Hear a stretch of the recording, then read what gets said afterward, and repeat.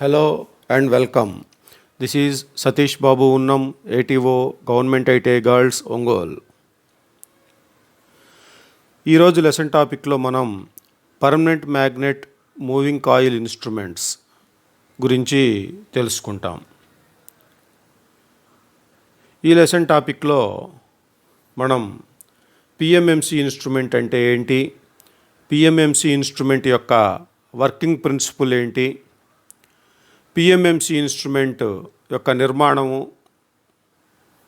PMMC ఇన్స్ట్రుమెంట్లో deflecting torque మరియు scale ఎలా ఉంటుంది, ఫుల్ స్కేల్ డిఫ్లెక్షన్ అంటే ఏమిటి, పిఎంఎంసి ఇన్స్ట్రుమెంట్లో పాయింటర్ యొక్క డిఫ్లెక్షన్ ఎలా ఉంటుంది, పిఎంఎంసి ఇన్స్ట్రుమెంట్ యొక్క అడ్వాంటేజెస్ మరియు డిజడ్వాంటేజెస్ గురించి తెలుసుకుంటాం.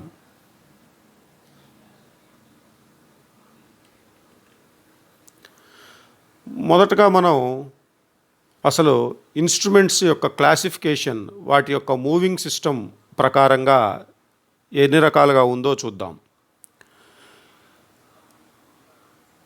మొదటగా మూవింగ్ కాయిల్ ఇన్స్ట్రుమెంట్స్, వీటినే ఎంసీ ఇన్స్ట్రుమెంట్స్. ఎం అంటే మూవింగ్, సి అంటే కాయిల్, మూవింగ్ కాయిల్ ఇన్స్ట్రుమెంట్స్ మరియు moving iron instruments. Moving iron అంటే ఎంఐ, ఎం అంటే మూవింగ్, ఐ అంటే iron. Moving coil MC, M అంటే మూవింగ్, సి అంటే కాయిల్.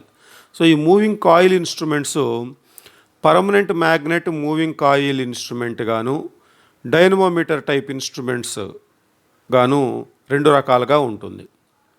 తర్వాత moving iron instruments attraction type instruments గాను, రెపల్షన్ టైప్ ఇన్స్ట్రుమెంట్స్ గాను రెండు రకాలుగా ఉంది.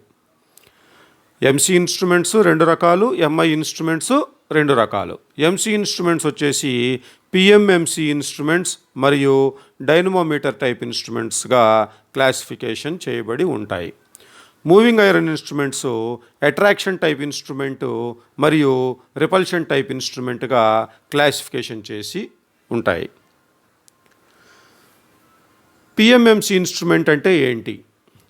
పిఎంఎంసి ఇన్స్ట్రుమెంట్ అంటే పి అంటే పర్మనెంట్, ఎం అంటే మ్యాగ్నెట్, ఇంకో ఎం అంటే మూవింగ్, సి అంటే కాయిల్. సో పిఎంఎంసి అంటే permanent magnet moving coil instrument. ఈ పర్మనెంట్ మ్యాగ్నెట్ మూవింగ్ కాయిల్ ఇన్స్ట్రుమెంట్ని మనం కేవలం డీసీ క్వాంటిటీస్ అంటే అది డీసీ వోల్టేజ్ కావచ్చు లేక డీసీ కరెంట్ కావచ్చు. ఈ డీసీ క్వాంటిటీస్ను మాత్రమే మెజర్ చేయటానికి ఉపయోగిస్తామన్నమాట. పిఎంఎంసి ఇన్స్ట్రుమెంట్ని డీసీ క్వాంటిటీస్ అయినటువంటి వోల్టేజ్ లేదా కరెంట్, అంటే డీసీ వోల్టేజ్ లేక డీసీ కరెంట్ను మాత్రమే కొలవడానికి ఉపయోగించేది ఈ పిఎంఎంసి ఇన్స్ట్రుమెంట్. దీని యొక్క వర్కింగ్ ప్రిన్సిపల్ ఏంటి? పిఎంఎంసి ఇన్స్ట్రుమెంట్ యొక్క వర్కింగ్ ప్రిన్సిపల్. ఈ పిఎంఎంసి ఇన్స్ట్రుమెంటు డీసీ మోటార్ ఏదైతే సిద్ధాంతంపై ఆధారపడి పనిచేస్తుందో పిఎంఎంసి ఇన్స్ట్రుమెంట్ కూడా అదే సిద్ధాంతం ప్రకారంగా పనిచేస్తుంది. ఈ డీసీ మోటార్ లేదా పిఎంఎంసి ఇన్స్ట్రుమెంట్ పనిచేసే సిద్ధాంతం చూసినట్లయితే, ఎప్పుడైనా సరే కరెంటు ప్రవహిస్తున్నటువంటి ఒక కండక్టర్ని మ్యాగ్నెటిక్ ఫీల్డ్లో ఉంచినట్లయితే ఆ కండక్టర్ పైన ఫోర్సు ఏర్పడి ఆ ఫోర్స్ వలన ఈ కండక్టరు కదులుతుంది. ఎప్పుడైనా సరే మ్యాగ్నెటిక్ ఫీల్డ్లో కరెంటు ప్రవహిస్తున్నటువంటి కండక్టర్ని ఉంచినట్లయితే ఆ కండక్టర్ మీద ఫోర్స్ ఏర్పడి ఆ కండక్టరు కదులుతుంది.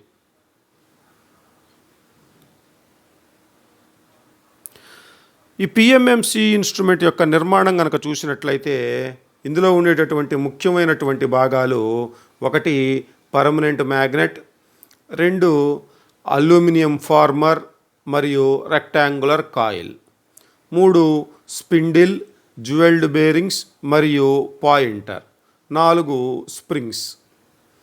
మళ్ళీ చూస్తే పర్మనెంట్ మ్యాగ్నెట్, అల్యూమినియం ఫార్మర్ మరియు రెక్టాంగులర్ కాయిల్, అంటే ఈ రెండు ఒక భాగంలాగా ఉంటాయన్నమాట. అల్యూమినియం ఫార్మర్ మరియు రెక్టాంగులర్ కాయిల్. తర్వాత స్పిండిల్, జ్యువెల్డ్ బేరింగ్స్ మరియు పాయింటర్, ఈ స్పిండిలు, జ్యువెల్డ్ బేరింగ్స్ మరియు పాయింటర్ కలిపి ఒక భాగంలాగా ఉంటాయి. తర్వాత స్ప్రింగ్స్. మొదటగా మనం పర్మనెంట్ మ్యాగ్నెట్ గురించి తెలుసుకుందాం. ఈ పర్మనెంట్ మ్యాగ్నెట్ హార్స్ షూ షేప్లో ఉంటుంది. హార్స్ షూ షేప్లో ఉంటుంది. ఈ పర్మనెంట్ మ్యాగ్నెట్ని అల్నికో అనే అల్లాయ్ తోటి తయారు చేస్తారు. అల్నికో అనే అల్లాయ్. అల్లాయ్ అంటే ఒకటి కంటే ఎక్కువ మెటల్స్ని కలిపి ఒక మెటల్గా చేసినప్పుడు దాన్ని అల్లాయ్ అని చెప్పి అంటాం. అల్లాయ్ అంటే ఒకటి కంటే ఎక్కువ మెటల్స్ని కలిపి ఒక మెటల్ లాగా చేస్తాం. ఈ అల్నికో అనే దాంట్లో ఏఎల్ అంటే అల్యూమినియం, ఎన్ఐ అంటే నికెల్, సిఓ అంటే కోబాల్ట్. సో అల్యూమినియం, నికెల్ మరియు కోబాల్ట్ని కలిపి చేసినటువంటి అల్లాయ్ని అల్నికో అంటాం. సో పిఎంఎంసి ఇన్స్ట్రుమెంట్లో ఉండేటటువంటి పర్మనెంట్ మ్యాగ్నెట్ని అల్నికోతో తయారు చేస్తారు. పిఎంఎంసి ఇన్స్ట్రుమెంట్లో అవసరమైనటువంటి మ్యాగ్నెటిక్ ఫీల్డ్ ఈ పర్మనెంట్ మ్యాగ్నెట్ ద్వారానే లభిస్తుంది. ఈ పర్మనెంట్ మ్యాగ్నెట్కి సాఫ్ట్ ఐరన్ పీసెస్ అటాచ్ చేసి ఉంటాయి. ఈ సాఫ్ట్ ఐరన్ పీసెస్ ఏం చేస్తాయంటే, ఏదైతే మనం ఇందాక చెప్పుకున్నట్టు పర్మనెంట్ మ్యాగ్నెట్ నుండి మ్యాగ్నెటిక్ ఫీల్డ్ వస్తుందో ఆ మ్యాగ్నెటిక్ ఫీల్డ్ని యూనిఫామ్గా డిస్ట్రిబ్యూట్ చేయడానికి పనిచేస్తుంది అన్నమాట. సాఫ్ట్ ఐరన్ పీసెస్ అతికించి అటాచ్ చేసి ఉండటం వలన మ్యాగ్నెట్ నుండి వచ్చేటటువంటి ఫ్లక్స్ యూనిఫామ్గా డిస్ట్రిబ్యూట్ అవుతుంది. ఈ పర్మనెంట్ మ్యాగ్నెట్ ఎలా ఉంటుందంటే ఇలా ఉంటుంది. ఇది హార్స్ షూ షేప్, అంటే ఒక యూ షేప్ లాగా ఉంటుంది. దీనికి ఒకవైపు నార్త్ పోలు మరియు ఇంకోవైపు సౌత్ పోలు ఉంటాయి. సో నార్త్ పోల్ నుండి సౌత్ పోల్కు ఫ్లక్స్ యొక్క లైన్స్ ప్రయాణం చేస్తూ ఉంటాయి.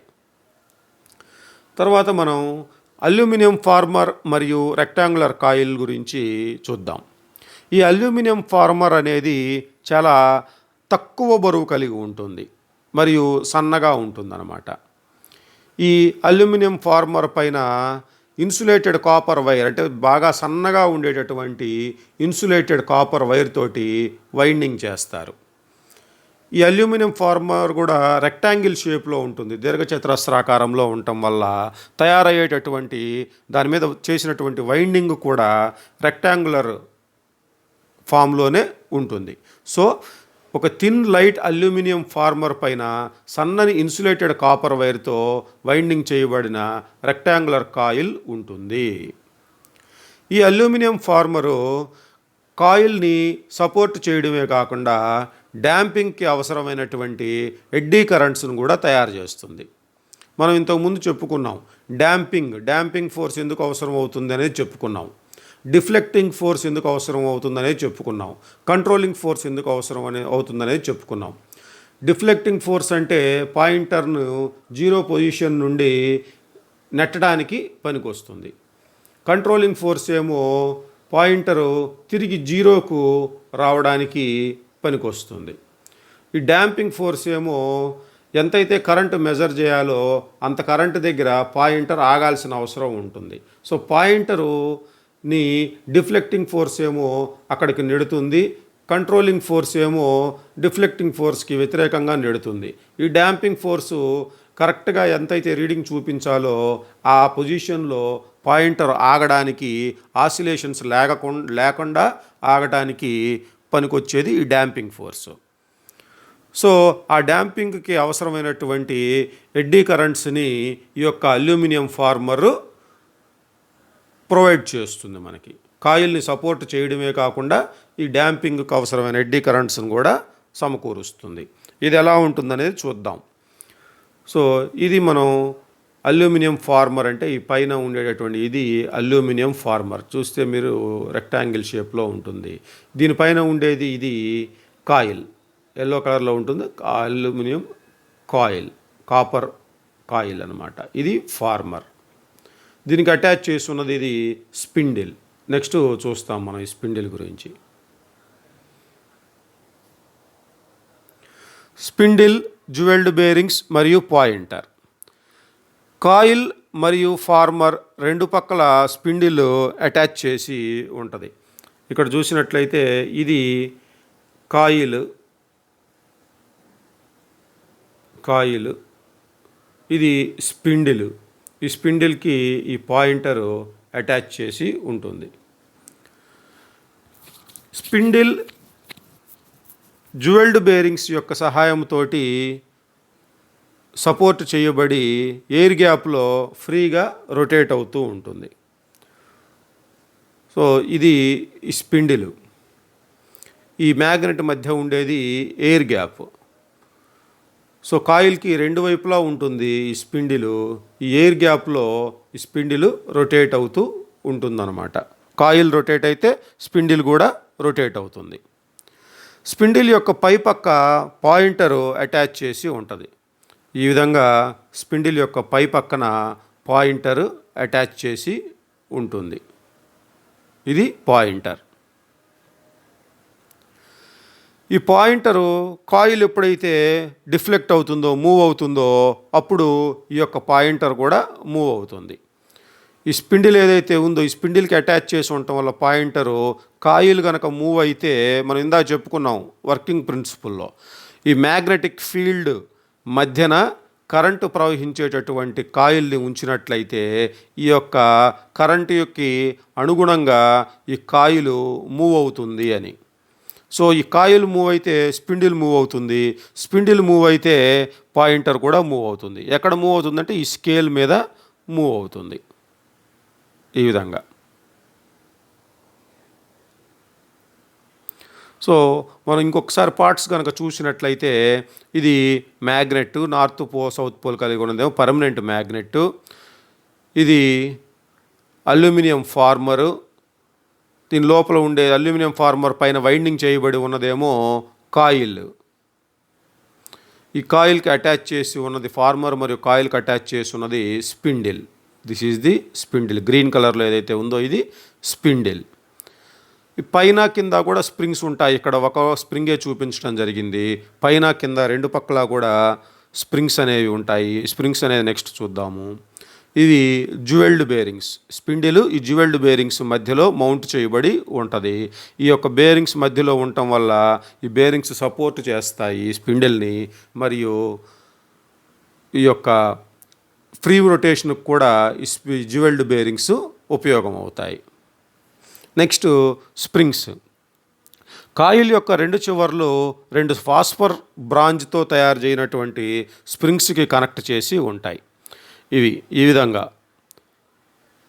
ఇది ఒక స్ప్రింగు. ఇటు చూసినట్లయితే ఈ విధంగా రొటేట్ చేయబడింది. ఇటుపక్కదేమో ఇలా రొటేట్ చేయబడింది. రెండు ఆపోజిట్ డైరెక్షన్లో రొటేట్ చేయబడి ఉన్నాయి చక్కగా గమనించినట్లయితే. ఇదేమో ఇటువైపు నుండి క్లాక్ వైజ్ డైరెక్షన్లో రొటేట్ చేయబడింది లోపల నుండి చూసినప్పుడు. ఇది ఈ విధంగా రొటేట్ చేయబడి ఉంది. రెండు ఆపోజిట్ డైరెక్షన్లో రొటేట్ చేయబడి ఉంటాయి. కాయిల్ యొక్క రెండు చివర్లు ఈ రెండు ఫాస్ఫర్ బ్రాంచ్తో తయారు చేసినటువంటి స్ప్రింగ్ కనెక్ట్ చేసి ఉంటాయి. ఈ స్ప్రింగ్స్ ఏం చేస్తాయంటే కరెంటుని కాయిల్ లోపలికి మరియు బయటికి పంపించడానికి ఉపయోగపడతాయి. ఒకదానికొకటి ఈ స్ప్రింగ్స్ ఆపోజిట్ డైరెక్షన్లో చుట్టబడి ఉంటాయి. ముఖ్యంగా గమనించాల్సింది స్ప్రింగ్స్ దేంతో తయారు చేస్తారంటే, ఏ పదార్థంతో తయారు చేస్తారంటే ఫాస్ఫర్ బ్రాంజ్ తోటి తయారు చేస్తారు. ఫాస్ఫర్ బ్రాంజ్ అనే పదార్థంతో ఈ స్ప్రింగ్స్ తయారు చేయబడి ఉంటాయి.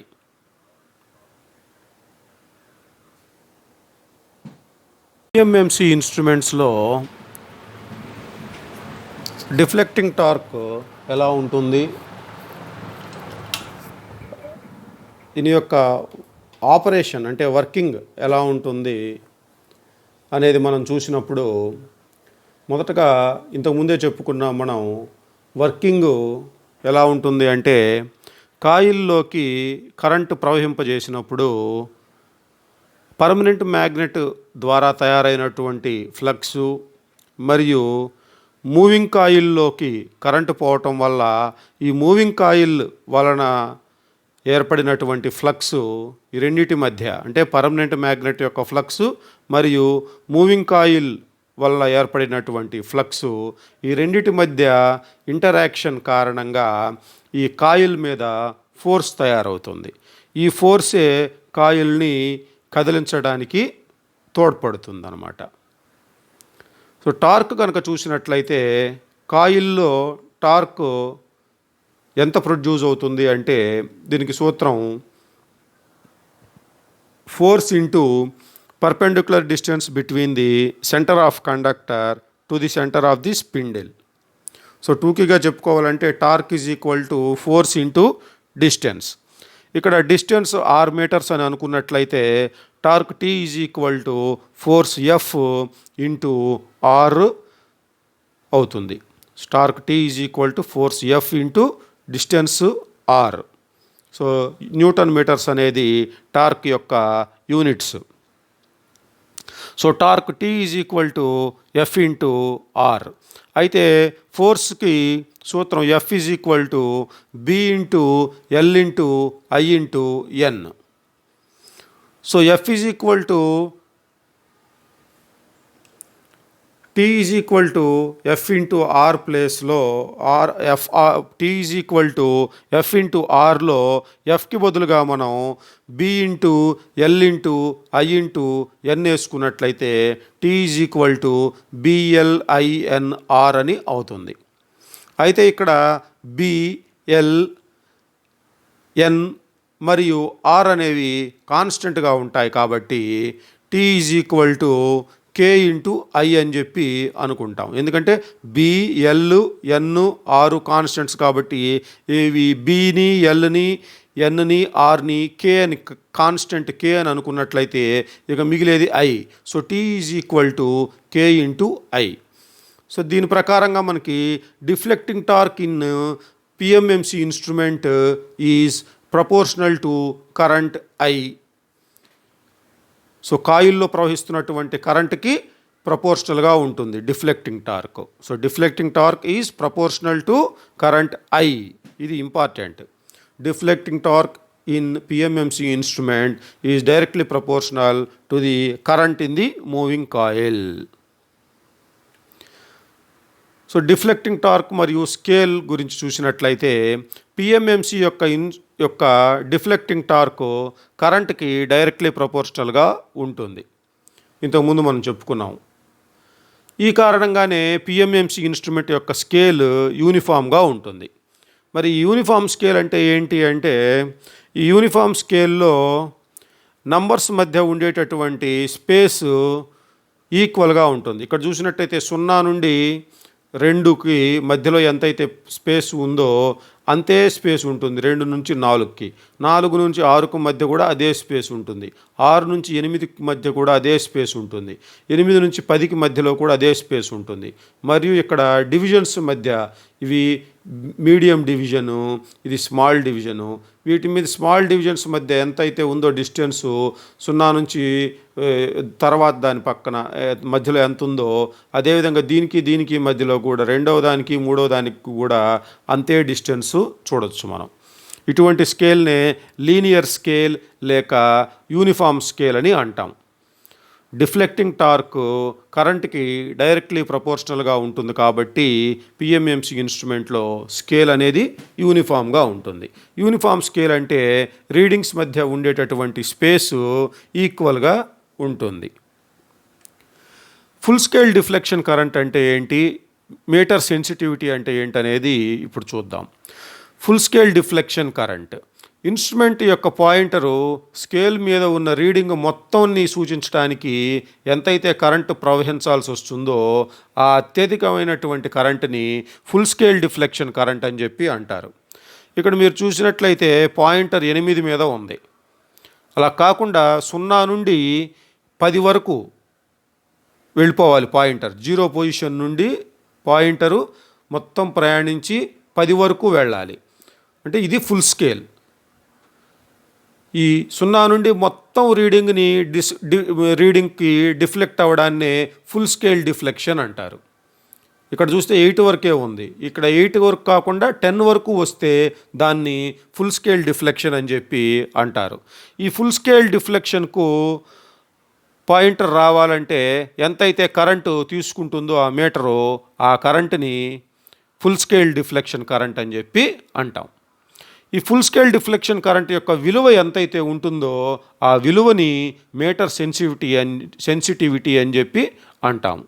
సాధారణంగా తయారు చేసేటటువంటి పిఎంఎంసి ఇన్స్ట్రుమెంట్స్ యొక్క సెన్సిటివిటీ 5 మైక్రో యాంపియర్స్ నుండి 75 మిల్లీ యాంపియర్స్ వరకు ఉంటుంది.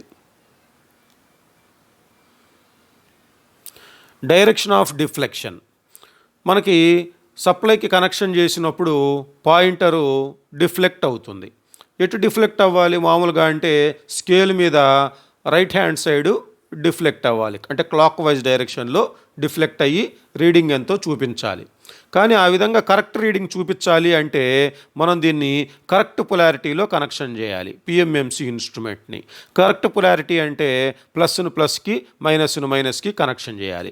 అలా కాకుండా ప్లస్ను మైనస్కి మైనస్ను ప్లస్కి కనెక్షన్ చేసినట్లయితే దాన్ని రివర్స్ పొలారిటీ అని చెప్పి అంటారు. ఆ విధంగా రివర్స్ పొలారిటీలో కనుక మనం కనెక్షన్ చేసినట్లయితే కాయిల్ యొక్క కదలిక కూడా రివర్స్లోనే ఉంటుంది. అంటే పాయింటర్ ఏం చేస్తుందంటే రీడింగ్స్ చూపించడానికి క్లాక్ వైజ్ డైరెక్షన్ వైపు కదలాల్సింది పోనిచ్చి జీరోకి కింద పక్కన యాంటీ క్లాక్ వైజ్ డైరెక్షన్లో జీరోకి కింద పక్కన చూపిస్తుంది. ఈ కారణంగా పిఎంఎంసి ఇన్స్ట్రుమెంట్ని ఎప్పుడైనా కనెక్షన్ చేయాల్సి వస్తే ఖచ్చితమైనటువంటి పొలారిటీనే కనెక్షన్ చేయాలి. అంటే ప్లస్ను ప్లస్కి మైనస్ను మైనస్కి కనెక్షన్ చేయాలి. అలా కాకుండా రివర్స్లో కనుక కనెక్షన్ చేసినట్లయితే పాయింటర్ యాంటీ క్లాక్ వైజ్లో జీరో కంటే కిందకి బిలో జీరోకి చూపిస్తుంది. పిఎంఎంసి ఇన్స్ట్రుమెంట్ని మనం ముందుగానే చెప్పుకున్నాం, మొదట్లో కేవలం డీసీ క్వాంటిటీస్ కొలవడానికి మాత్రమే యూజ్ చేయాలి. అంటే డీసీ వోల్టేజ్ లేక డీసీ కరెంట్ని కొలవడానికి మాత్రమే యూజ్ చేయాలి. అలా కాకుండా ఏసీలో కనుక కనెక్షన్ చేసినట్లయితే పాయింటర్ కొంచెం కూడా డిఫ్లెక్ట్ అవ్వకుండా జీరో మీదనే ఉంటుంది.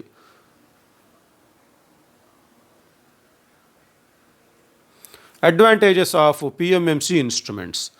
పిఎంఎంసి ఇన్స్ట్రుమెంట్స్ చాలా తక్కువ పవర్ని ఉపయోగించుకుంటాయి. వీటి యొక్క స్కేలు యూనిఫామ్గా ఉంటుంది. టార్క్ రేషియో ఎక్కువ ఉంటుంది, టార్క్ టు వెయిట్ రేషియో ఎక్కువ ఉంటుంది. వీటిని వోల్ట్మీటర్ లాగాను మరియు అమ్మీటర్ లాగాను ఏ విధంగా అయినా కానీ మనం తయారు చేసుకోవచ్చు. అయితే కొన్ని సూటబుల్ రెసిస్టార్స్ ఉపయోగించి మాత్రమే మనం వోల్ట్మీటర్ గాను లేక అమ్మీటర్ గాను మార్చుకోవచ్చు. వీటికి డ్యాంపింగ్ చక్కగా ఉంటుంది, అంటే పాయింటరు చాలా త్వరగా ఆసిలేషన్స్ లేకుండా ఫైనల్ డిఫ్లెక్టెడ్ పొజిషన్కి వస్తుంది. స్ట్రే మ్యాగ్నెటిక్ ఫీల్డ్స్ యొక్క ప్రభావం ఈ యొక్క పిఎంఎంసి ఇన్స్ట్రుమెంట్స్లో ఉండదు. హిస్టెరిసిస్ లాస్ కూడా చాలా తక్కువగా ఉంటుంది. Consumes less power, has uniform scale, has high torque to weight ratio, it can be modified as voltmeter or ammeter with suitable resistors, it has high efficient damping, it is not affected by stray magnetic fields, it has no losses due to hysteresis. అయితే కొన్ని disadvantages కూడా ఉన్నాయి. It can be used only in DC, కేవలం డీసీలో మాత్రమే వీటిని పనిచేస్తాయి. ఇవి బాగా డెలికేట్గా ఉంటాయి కాబట్టి రఫ్గా హ్యాండిల్ చేయకూడదు వీటిని. ఇవి మూవింగ్ ఐరన్ ఇన్స్ట్రుమెంట్స్తో కంపేర్ చేసుకున్నప్పుడు బాగా కాస్ట్లీగా ఉంటాయి. పర్మనెంట్ మ్యాగ్నెట్ ఉండటం వల్ల ఇందులో ఈ పర్మనెంట్ మ్యాగ్నెట్ కొంతకాలం తర్వాత దాని యొక్క అయస్కాంత శక్తి కోల్పోతుంది కాబట్టి కొంచెం లూజ్ అవుతూ ఉంటుంది కాబట్టి కోల్పోతూ ఉంటుంది కాబట్టి ఈ కారణంగా తప్పులు చూపిస్తూ ఉంటుంది రీడింగ్స్లో. సో ఇవి డిసడ్వాంటేజెస్.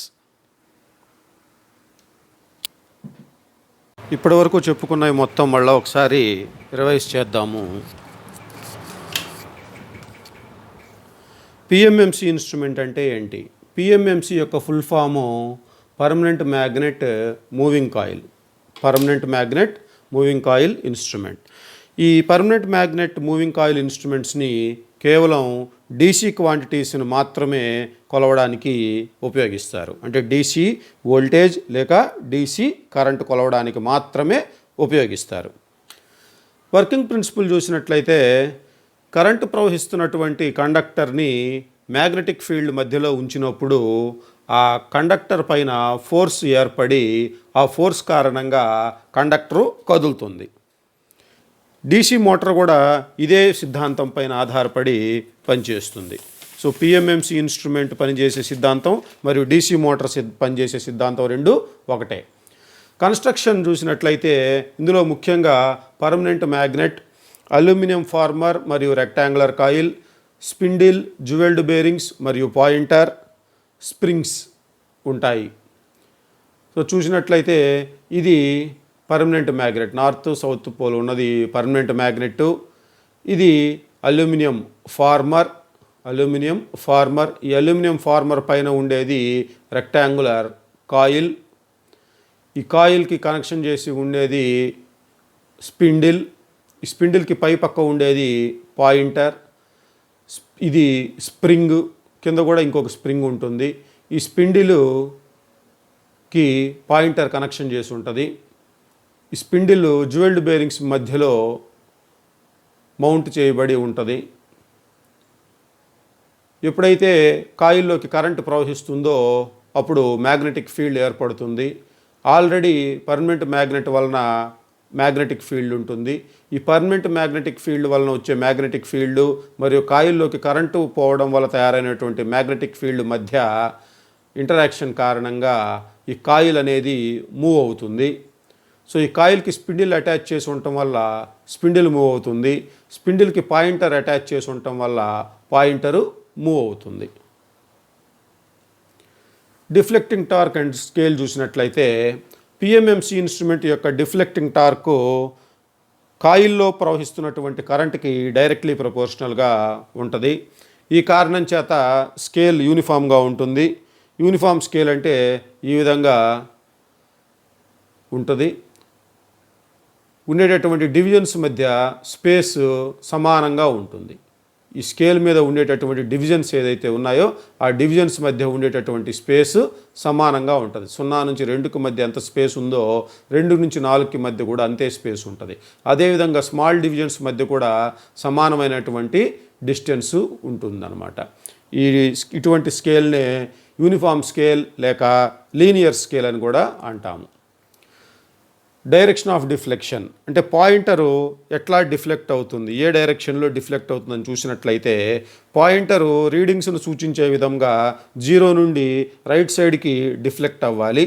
ఆ విధంగా డిఫ్లెక్ట్ అయితే అవ్వాలి అంటే మనం ఇచ్చేటటువంటి కనెక్షన్ ఇచ్చేటటువంటి పొలారిటీ కూడా కరెక్ట్ పొలారిటీలో కనెక్షన్ ఇవ్వాలి. అంటే ప్లస్ని ప్లస్కి, మైనస్ని మైనస్కి ఇవ్వాలి.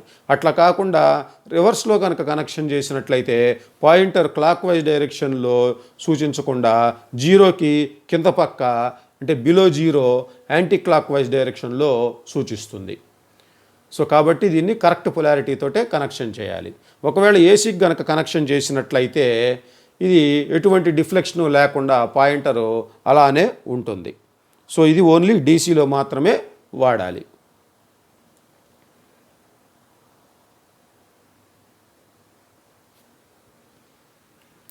Thanks for watching. Please subscribe to my channel and don't forget to like this video. Thank you.